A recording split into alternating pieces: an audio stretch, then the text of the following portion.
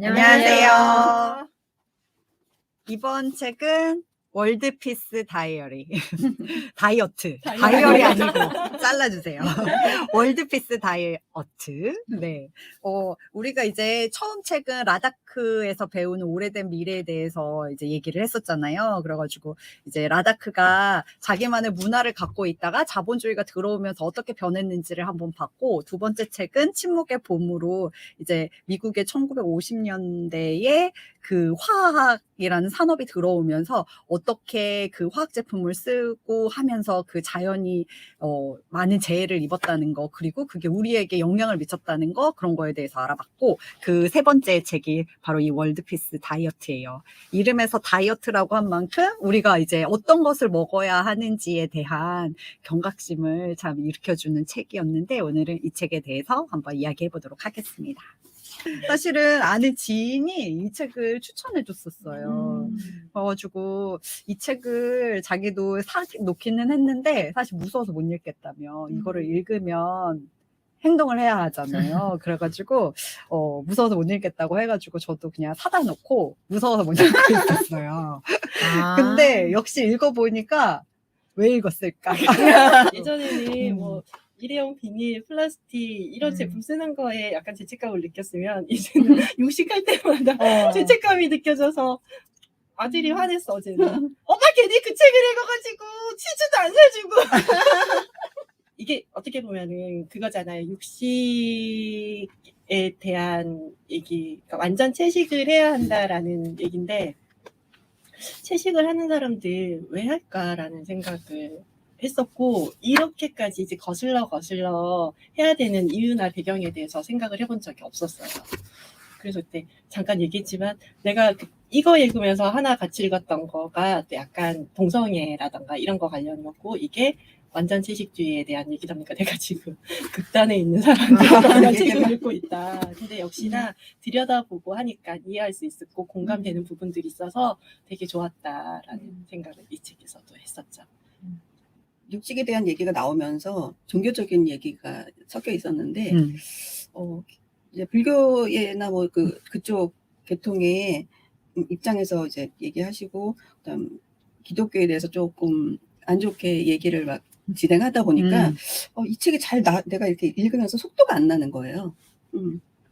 개고기, 뱀고기, 개구리 뒷다리, 토끼고기, 꿩고기 진짜 다 먹어봤어요. 근데 그게 이제 어릴 때 어른들이 집안에서 음식하면 먹고 이랬던 거라서 당연히 다 잘 먹는 걸로 알고, 단지 이제 커서는 굳이 나한테 선택권이 주어서 너 돈 주고 사 먹어 이러면 다 사 먹거나 찾아 먹지 않는 음식이었던 건데, 내가 생각한 채식주의자는 진짜 빼빼하고 힘이 없어 보이는 사람이었는데, 이제 책으로만 봤을 때는 그게 다가 아니었구나, 이제 빗대어서 생각되어지는 것도 있고, 이제 고기, 아이 집에 이제 나 말고는 다 남자다 보니까 다들 고기가 없으면 먹을 게 없다라는 말하는 문화 속에 있다 보니 항상 이제 고기가 있어야지만 되는 상황이었고, 그러면 한 점, 두 점은 꼭 같이 먹었는데, 이번에 이 책 읽고 진짜 힘들었던 게 목에서 자꾸 이렇게 거부 반응이 약간 올라와요. 소를 안 키우는 것만으로도 충분히 좋아질 수 있다. 왜냐면 걔네들은 이제 그 위가 4개인 동물이라 CO2 방출을 엄청 방귀도 많이 끼고 막 이래서 하잖아요. 그런 것들을 우리가 얘네들을 덜 먹는 것만으로도 충분히 그게 있는데,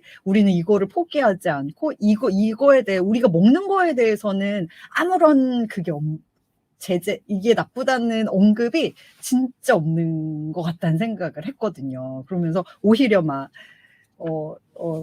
탄소 안 쓰려면 차 들고 다니지 말아라, 이런 거는 정말 어떻게 보면 미미할 수도 있는데, 그런 거에 대한 언급만 이제 계속 하면서 이것도 산업이랑 연결이 되는 거예요. 이 소를 통해서 우리가 줄여야 되고 환경에 도움이 된다는 얘기는 앞으로 소를 계속 팔아야 되고, 그 소비가 우리가 너무 많이 하고 있기 때문에 이게 얘기하지 못하는구나라는 생각을 했거든요.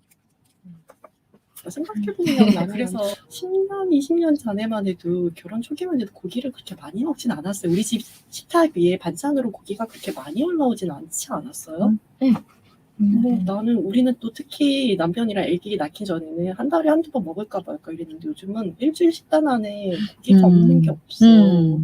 그만큼 늘었으니 얼마나 많은 소, 돼지, 닭을 키우며 걔네들이 먹는 사료들을 또 생산하기 위해서 단일 뭐라 그러지? 식물, 단일 작물화. 단일 작물을 또 재배하고 음. 그거를 재배하려고 나무를 음. 없애고 또 그거 땅을 만들고 또 걔네들을 위한 제초제와 살충제를 뿌리고 거슬러 올라가니까 결국 우리가 얘네들을 안 먹으면 되는 건데 그러면 지구 온도도 그렇게 안 올라갔을 것 같고 고기를 많이 먹기 시작한 게 산업화 이후에 그렇게 먹게 된 것 같아요. 그러면 산업화 이전으로 가야 되는데 이 지금 이런 결탁된 것들이 그 뒤로 가기는 산업화된 이런 상황에서 뒤로 가긴 어렵고 여기에서 인간이 사라진다면 이렇게 말했었는데 진짜 인간이 사라져야지 동물한테는 해방이 될 것 같다는 생각이 들었어요. 그래서 이제 지구도 좀 뭔가 오염되고 했던 것도 정화가 되고 해결이 될 것 같은. 재생되고. 인간의 이런 장기 구조상 그렇게 육식을 많이 하게 되어 있지 않다는 얘기가 또 있어가지고 그것도 되게 또 한편으로는 맞구나라는 생각이 들고 그리고 지방이라는 거에 되게 독소가 많다는 얘기가 이제 또 나오잖아요. 그런 거 보면서 우리가 되게 뭐라 그러지? 욕망적인 식생활을 되게 함으로써 우리의 몸이 극도로 더 안 좋아지고 있는데 그거를 되게 방관하고 몰랐구나라는 생각을. 나는 그리고 우리 애 어렸을 때 영아 때 애가 항상 밤이면 그렇게 자지러지게 울고 이렇게 산통이 있었던 거예요. 애가. 배가 아파. 배가 아파갖고 매일 밤마다.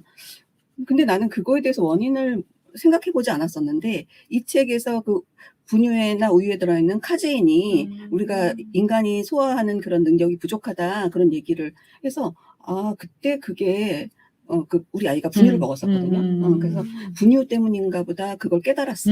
가장 인간에게 내가 먹을 음식조차 선택할 권리가 왜 이렇게 권리조차 난 이걸 선택해라고 이야기할 수 없나라는 생각이 들면서 이 책에서 처음에 그 문화적인 얘기를 하잖아요. 우리가 다 그런 육식을 하는 문화권에 있기 때문에 그게 나도 모르는 새 그렇게 됐고 거기에서 뭔가 달라진다는 것 자체가 너는 우리의 문화를 같이 할 수 없는 사람이야 라고 해가지고 계속 그런 배제하려고 하거나 소외시키려고 하는 그래서 이제 약간 떨어뜨려 나가 그렇게 되면 인간은 누구나 사회적 동물이기 때문에 거기에 끼고 싶기 때문에 어쩔 수 없이 그런 선택을 할 수밖에 없다면 이거는 되게 또 다른 폭력일 수 있겠구나라는 생각을 했거든요. 근데 이거는 이제 그렇게 보고 나는 또 어떻게 보냐면 염려잖아요. 단백질이 부족해서 얘가 아플 수 있고 이제 채식주의자의 그 생각하는 이미지가 될 수 있다고 보니까 염려가 돼서 아니야 너 건강해야 되니까 자꾸 먹이게 하고 싶은 마음이 더 강하지 않았을까. 사랑하는 감정? 그런 얘기도 나오지 않았어요? 우리가 단백질 고기를 섭취하지 않으면 건강에 좋지 않다. 영양 불균형이 올 수도 있고 하는데 맞아. 그게 다 또 의학계에서 그렇게 인간의 몸을 진단함으로써 약을 팔고 병을 계속 이게 병이 생기게 하면서 의술이 들어가야 되고 또 이게 자본주의랑 엮이는 그런 얘기도 있지 않았어요? 있었어요. 그래서 그걸 보면서 그래라고 생각하면서 또 하기사 여태까지 채식으로 30년, 40년 산 사람도 멀쩡하게 살아있거든. 영양 불균형으로 죽진 않았거든. 근데 우리는 오히려 지금은 영양 불균형의 문제가 아니라 영양 과잉의 문제인 시대에 지금. 그래서 여기에 그 단백질도 우리가 단백질이 체내에서 소화될 때 굉장히 그 신장이랑 그 간이 엄청 혹사를 당한다는 얘기도 나오거든요. 그래가지고 영화 생각나는 거 있었어요? 이거 미나리. 나는 그 있잖아 돼지 이만한. 그치. 이름이 뭐지 생각이. 나도 그 사람 이름 약간 돼지한테 영자인가? 이름 붙여지는. 돼지 도축하는 거에 대한 문제 제기도 되고. 그다음에 되게 맛있는 고기를 얘가 어떻게 맛있는지 뭐 고기 맞다 얘네 그 거주지에 따라서 고기 맛이 어떻게 다른지 테스트한다고 그런 것도 있어. 맞아. 그래서 주사 같은 걸로 이렇게 꾹 찔러가지고 고기 맛을 본다고 살점이를 이렇게 해가지고 잘라가지고 구운 거 그 장면이 난 좀 많이 사실 볼 충격이었거든. 때는 그냥 이런 영화구나 했는데 이걸 보면서 하니까 다시 봐야겠다. 되게 많은 거를 담은 영화구나. 그 미나리에서도 그 약간 미국에서 이제 그 뭐라 그랬지? 자리 잡기 위해서 나오는 사람 이야기긴 하지만 그 안에 병아리 감별사의 얘기가 살짝 나왔단 말이에요. 그게 이 안에도 있으니까. 그러니까 수컷에 대해서 그냥 버려지고 생명이라던가 그 이제 고기가 계속 이제 술을 늘려갈 수 있는 그 암컷만 살려놓는 그 병아리 감별사 얘기 나오면서 좀 우리가 책에서 이제 그 묘사되는 장면들이나 여러 가지 네. 그런 것, 그 도축되는 그런 것들을 이제 글로 봤을 때도 조금 끔찍하고 또 인간이 이렇게까지 해야 될까 그런 생각이 들고 우리가 또 고기를 먹는 거에 대해서 그냥 그래도 거부감 없이 먹었잖아요. 읽으면서. 그런데 이 작가도 이분이 12살 땐가 캠프에 가서 그 닭이랑 소랑 죽여지는 과정에서 막 걔들이 힘들게 죽어가는 과정을 몇 번 겪었었잖아요. 그게 나중에 이제 대학에 가서는 채식주의자가 되게 했었는데, 뭐 우리 주변에 그 친척들이나 우리 할머니 같은 경우에도 그 옛날에는 그렇게 공장형으로 양육을 하진 않았었잖아요. 그러니까 동네에 뭐 한두 마리 있는 소나 돼지였을 건데 그거를 죽이는 거를 목격을 하게 된 거죠. 그러고 나서부터는 이제 소고기랑 돼지고기랑 전혀 못 드셔갖고 그냥 채식하시는 그런 분이 되신 거예요. 있더라고요, 저도. 이게 우리가 어떤 경험을 하면 좀 더 그게 우리한테 더 자극이 됐을 것 같아요. 근데 눈으로 보거나. 그 전에 미리 세뇌가 당했다면 또 저희처럼 그 당연하게 그걸 먹어야 되는 게 저는 다 이게 세뇌 같아요, 그냥. 광고 그렇죠. 매체의 지금은 세뇌. 아직까지는 다 그래서 그런 그냥 그런가 보다. 쟤네들은 적당히 키워져서 적당히 인간을 위해서 죽임을 당할 수밖에 없는 존재구나. 근데 저렇게 해야 되는구나. 뭐 이렇게 받아들이죠. 근데 그 피에서 누린내라는 게 그러니까. 나오니까 그래가지고 그 누린내를 없애려면 그 피 빼는 작업이 진짜 중요하다고 하더라고요. 여기서 피에 절여진 고기란 표현을 쓰니까. 그러니까 상품성을 높이기 위해서 얘들이 너무 처절하게 죽어가는 거죠. 근데 또 우리는 피를 먹잖아. 순대. 그치, 그것대로 선지. 먹는데 또 다른 근데 거야? 고기랑 먹으면은 맛이 떨어진다. 그래서 그런 거야. 살이랑 나는 고기랑 같이. 그러면 이제 그 살이라는 잡내라고 잡내가 하니까 나고. 그 피의 냄새와 또 어쨌든 이게 그 자연사한 게 아니라 고통 속에 죽는 거잖아요. 그러니까 이제 거기에서 나오는 독소 얘기가 또 이 책에서 나오잖아요. 그러니까 이제 그러니까 더 그 맛에 영향을 주지 않았을까라는 생각이 들더라고요. 그리고 저 여기에 그 우리가 말하는 육즙. 육즙이 뭔지 그거랑 그 소변이 아직 걸러지지 않은 채 그 안에 있는 게 육즙이란 얘기를 들으니까 참 몸에 이제 요즘 남편이 밤에 출근을 하니까 한 끼를 집에서 해줬거든요, 저녁을. 그런데 이제 우리 남편은 고기가 없으면 왜 밥을 왜 다 안 차린 거야? 약간 덜 차렸어, 덜 나왔어.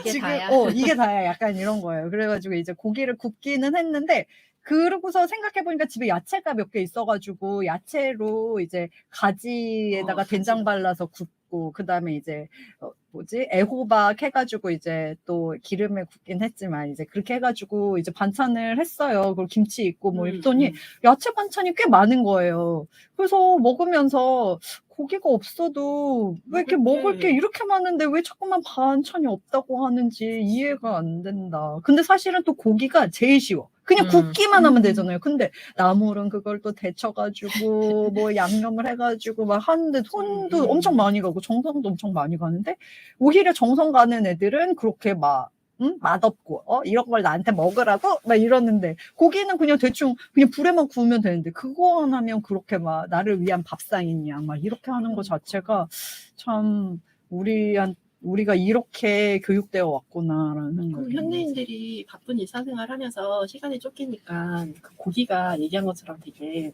먹은 것 같고 대접받은 것 같고 뭔가 내가 이 정도 고기를 먹을 수 있는 부의 위치에 와 있는 것 같고 그러다 보니까 점점 소비도 늘고 그렇게 된 게 아닐까라는 생각을 했어요. 그리고 이거 읽고 나서 곰곰이 생각을 해봤어.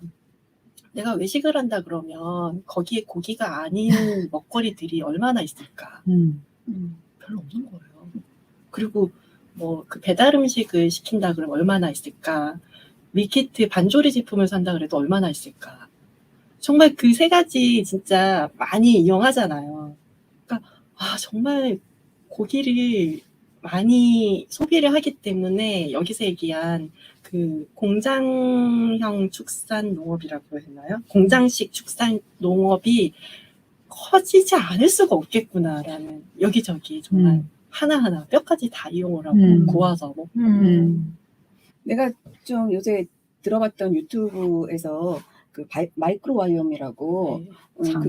미생물 관련 장 관련해서 그 강의하시는 그 교수님이 계시는데, 과학자시고 그러신데, 그분이 우리가 식단을 수렵하고 그다음에 채집하는 그 시대처럼 먹어야 된다고 그렇게 말씀을 하시더라고. 그런 사람들은 그런 장이 굉장히 그 유익균이 많아서 유익균이 많은데, 고기 먹고 또 그다음 그 지금 여기서 말한 거랑 조금 약간 일맥상통하게 다 그런 것들을 먹으면 사람들이 균들이 뭐 비만균도 있고 어떤 특정한 유해균이 있으면 뚱뚱해진대요. 그래서 이런 것들 지금 말하는, 그렇게 우리가 자연에서 이렇게 들판에서 뛰놀던 어떤 동물을 잡아먹는 게 아니고 이렇게 지금 그런 아주 안 좋은 형태로 애를 키운 그런 고기를 먹으면 우리 몸이 이 장도 마찬가지로 안 좋은 균만 쌓이게 되는 것 같아요. 채집이라고 얘기한, 수렵이라고 얘기한 게 그냥 자연에서 뛰어놀고 생활했었던 그 동물들을 잡아가지고 잡아먹는 거고, 우리가 채집 먹기 위해서 기르는 게 사육을 아니라. 한.